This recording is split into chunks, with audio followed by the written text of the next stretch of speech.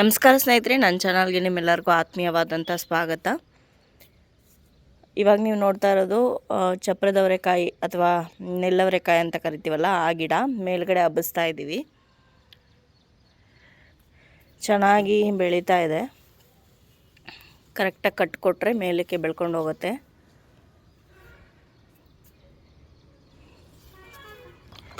ಇದು ಕರಿಬೇವಿನ ಗಿಡದಲ್ಲಿ ಆಗಿರೋಂಥ ಕಾಯಿಗಳು. ಇದು ಇನ್ನೊಂದು ಸ್ವಲ್ಪ ಬಲ್ತ್ರೆ ಕಪ್ಪು ಕಲರ್ ಆಗುತ್ತೆ. ಅದಂತರ ನಾವು ತಿನ್ಬೋದು. ಇದರಿಂದನೇ ಬೇರೆ ಗಿಡಗಳನ್ನೂ ಕೂಡ ಬೆಳೆಸ್ಬೋದು.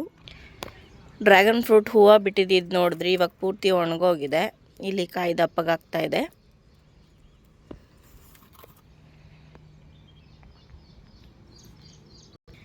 ಇನ್ನೊಂದು ಕೂಡ ಅದೇ ರೀತಿ ಹೂವೆಲ್ಲ ಬಾಡೋಗಿದೆ, ಕಾಯಿ ಹಿಂದೆ ಇದೆ.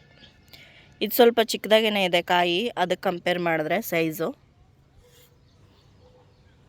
ಇದೆಲ್ಲ ಬಿಟ್ಟ ಮೇಲೆ ಮತ್ತೆ ಮೊಗ್ಗಾಗ್ಬೋದು. ಬದನೆಕಾಯಿ ಗಿಡದಲ್ಲಂತೂ ವಾರಕ್ಕೊಂದೆರಡು ಸಲ ಹಾರ್ವೆಸ್ಟ್ ಮಾಡ್ತಾನೆ ಇರಬೇಕು, ಇಲ್ಲಾಂದರೆ ಬೇಗ ಬಲ್ತೋಗ್ಬಿಡುತ್ತೆ.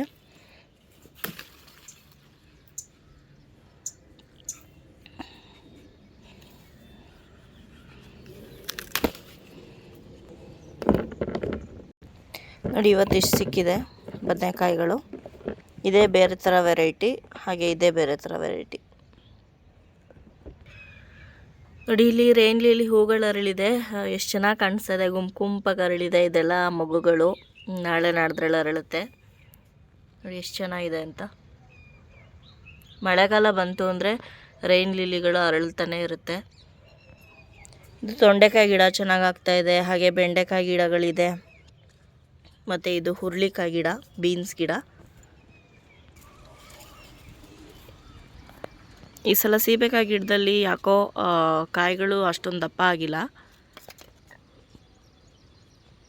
ಕಲರ್ ಚೇಂಜ್ ಆಗ್ತಾ ಇದೆ. ಹಾರ್ವೆಸ್ಟ್ ಮಾಡ್ಕೊಬೋದೇನೋ. ಇನ್ನು ಸ್ವಲ್ಪ ದಿನ ಬಿಟ್ಕೊಂಡು ಮಾಡ್ತೀನಿ. ನೋಡಿ, ಚಿಂತಾಮಣಿ ಹೂವಿನ ಗಿಡದಲ್ಲಿ ಎಷ್ಟೊಂದು ಹೂಗಳು ಬಿಟ್ಟಿದೆ ಅಂತ. ಈ ಪಾಟೇ ಕಾಣಿಸ್ದಂಗೆ ಆಗ್ಬಿಟ್ಟಿದೆ, ಅಷ್ಟೊಂದು ಚೆನ್ನಾಗಿ ಹಬ್ಕೊಂಡಿದೆ. ತುಂಬಾ ಚೆನ್ನಾಗಿ ಹೂ ಬಿಡ್ತಾ ಇದೆ. ಹೂವಿನ ಸೈಜು ಕೂಡ ದೊಡ್ಡದಾಗಿದೆ.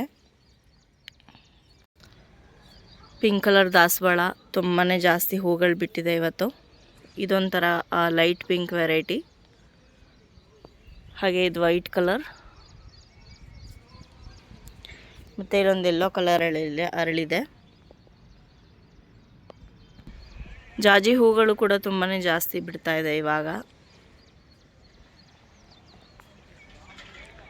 ತುಂಬಾ ಘಮ ಇರುತ್ತೆ ಈ ಜಾಜಿ ಹೂಗಳು.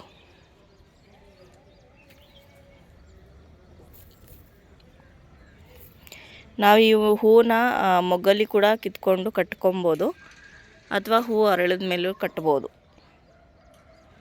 ಸಂಜೆ ಒಂದು 6-7 ಗಂಟೆಗೆಲ್ಲ ಅರಳಿಬಿಡುತ್ತೆ. ರೆಡ್ ಕಲರ್ದು ಡಬಲ್ ಪೆಟಲ್ ದಾಸವಾಳ ಒಂದು ಹೂವು ಅರಳಿದೆ. ಕಣಗ್ಲೆ ಹೂವಂತೂ ಬೇಜಾನ್ ಹೂಗಳು ಬಿಡ್ತಾ ಇರುತ್ತೆ. ಇದನ್ನು ಕೆಳಗಡೆ ಹಾಕಬೇಕಾಗಿತ್ತು ನಾವು, ಸ್ವಲ್ಪ ಚೆನ್ನಾಗಿ ಹೂವು ಸಿಕ್ಕಿರೋದು ಡೈಲಿ ಪೂಜೆಗೆ. ಇದು ಡೇರೆ ಹೂವಿನ ಗಿಡ. ಇದರಲ್ಲಿ ಆಲ್ರೆಡಿ ಮೊಗ್ಗು ಶುರುವಾಗಿದೆ ನೋಡಿ. ಇನ್ನೊಂದು ವಾರದಲ್ಲಿ ಹೂವು ಕೂಡ ಶುರುವಾಗುತ್ತೆ. ಇಲ್ಲಿ ಕೆಳಗಡೆ ರೈನ್ ಲಿಲಿ ಹಾಕಿದ್ದೀವಿ, ಇದರಲ್ಲೂ ಹೂಗಳು ಶುರುವಾಗಿದೆ. ಪಿಂಕ್ ಕಲರ್ದು ಹಾಗೆ ವೈಟ್ ಕಲರ್ದು. ಇದು ಫುಲ್ ಪಿಂಕು, ಇನ್ನೂ ಹೂ ಬಿಟ್ಟಿಲ್ಲ. ಬಿಟ್ಟರೆ ಚೆನ್ನಾಗಿ ಕಾಣಿಸುತ್ತೆ. ಇದು ನೋಡಿ, ಪಿಂಕ್ ಕಲರ್ನೇ ಸ್ವಲ್ಪ ಅಗಲವಾಗಿರೋವಂಥ ಹೂಗಳು, ತುಂಬ ಚೆನ್ನಾಗಿದೆ. 4 ಹೂ ಅರಳಿದೆ.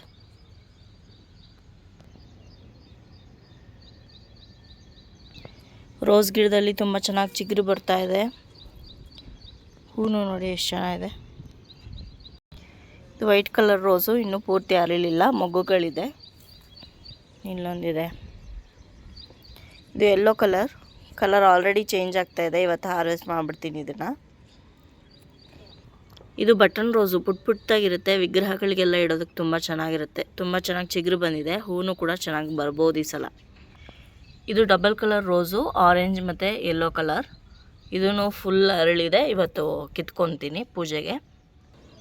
ಇನ್ನು ಮಾವಿನಕಾಯಿ ಇದಂತೂ ಇದ್ದಂಥ ಸೈಜಲ್ಲೇ ಇದೆ, ದೊಡ್ಡದಾಗಲಿಲ್ಲ. ಇಷ್ಟರಲ್ಲೇ ಇದೆ. ಕಲರ್ ಚೇಂಜ್ ಆಗ್ತಾ ಇದೆ ಸ್ವಲ್ಪ. ಹಾಗೆ ಈ ಎರಡೂ ಕೂಡ ಒಳ್ಳೆ ಸೈಜಲ್ಲಿದ್ದಾವೆ, ಬಟ್ ಕಲರ್ ಚೇಂಜ್ ಆಗಿಲ್ಲ. ಇನ್ನು ಇಲ್ಲಿರೋಂತಹ ಮಾವಿನಕಾಯಿ ಕಲರ್ ಚೇಂಜ್ ಆಗ್ತಾ ಇದೆ. ಗೊತ್ತಿಲ್ಲ ಯಾವಾಗ ಹಣ್ಣಾಗುತ್ತೋ. ಸುಮಾರು ಒಂದು 1.5 kg 2 kg ಇರ್ಬೋದು ಇದು ಕಾಯಿ, ಅಷ್ಟು ಭಾರ, ಅಷ್ಟು ದಪ್ಪ ಆಗಿದೆ. ನಿಂಬೆ ಗಿಡದಲ್ಲಿ ಹೂಗಳು ಶುರುವಾಗಿದೆ.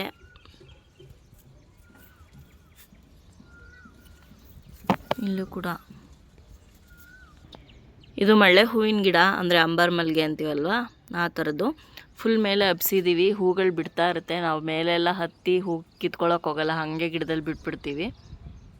ಎಲ್ಲ ಹೂ ಹಾರ್ವೆಸ್ಟ್ ಮಾಡ್ಕೊಂಡ್ಮೇಲೆ ಎಷ್ಟು ಸಿಗುತ್ತೆ ಅಂತ ತೋರಿಸ್ತೀನಿ. ಇಷ್ಟೊಂದೆಲ್ಲ ವೆರೈಟಿ ಹೂಗಳು ಸಿಕ್ಕಿದೆ. ಹಾಗೆ ಬದನೆಕಾಯಿ ಇಷ್ಟನ್ನು ಹಾರ್ವೆಸ್ಟ್ ಮಾಡಿದ್ದೀನಿ ಇವತ್ತು. ಈ ಹೂಗಳನ್ನ ಹಾಗೆ ಬಿಟ್ಟಿದ್ದೀನಿ, ನೋಡೋದಕ್ಕೆ ಚೆನ್ನಾಗಿರುತ್ತೆ ಅಂತ. ಪಾಲಿನೇಷನ್ ಕೂಡ ಚೆನ್ನಾಗಾಗುತ್ತೆ ಈ ಥರ ಹೂ ಇದ್ದಾಗ ಟೆರೆಸಲ್ಲಿ. ಸೊ ಇವತ್ತಿನ ಈ ವಿಡಿಯೋನ ನಾನು ಇಲ್ಲಿಗೆ ಮುಗಿಸ್ತಾ ಇದ್ದೀನಿ. ಈ ವಿಡಿಯೋ ನಿಮ್ಗೆ ಇಷ್ಟ ಆಗಿದೆ ಅಂತ ಭಾವಿಸ್ತೀನಿ. ಇಷ್ಟ ಆಗಿದ್ರೆ ಲೈಕ್ ಮಾಡಿ, ಬೇರೆಯವ್ರಿಗೂ ಕೂಡ ಶೇರ್ ಮಾಡಿ. ಹಾಗೆ ನಿಮ್ಮ ಅನಿಸಿಕೆಗಳನ್ನು ಕಮೆಂಟ್ ಮೂಲಕ ತಿಳಿಸಿ. ಮತ್ತೊಂದು ಗಾರ್ಡನಿಂಗ್ ವ್ಲಾಗ್ ಜೊತೆಗೆ ನಿಮ್ಮನ್ನ ಭೇಟಿ ಆಗ್ತೀನಿ. ಅಲ್ಲಿಯವರೆಗೂ ಧನ್ಯವಾದಗಳು. ಗಿಡ ಮರ ಬೆಳೆಸಿ, ಪ್ರಕೃತಿಯನ್ನು ಉಳಿಸಿ. Happy gardening.